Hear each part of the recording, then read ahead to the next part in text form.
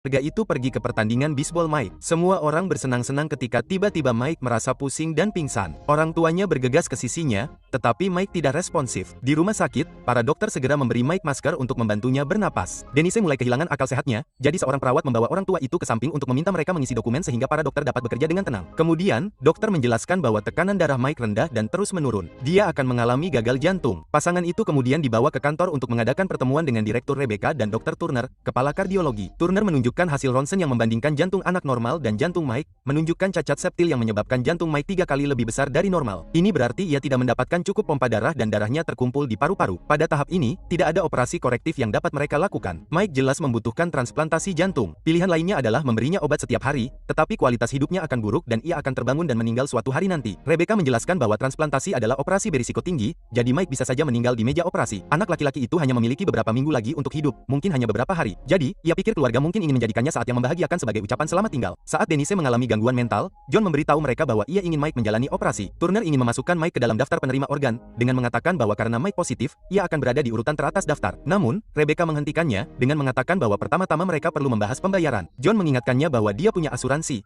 tetapi Rebecca sudah memeriksa dan polis asuransinya tidak menanggung prosedur sebesar ini. Denise tidak mendapatkan tunjangan di tempat kerjanya, dan pasangan itu tidak memiliki rumah atau investasi lainnya. Ini berarti rumah sakit harus memperlakukan ini sebagai rekening tunai, yang berarti transplantasi akan menelan biaya $250.000.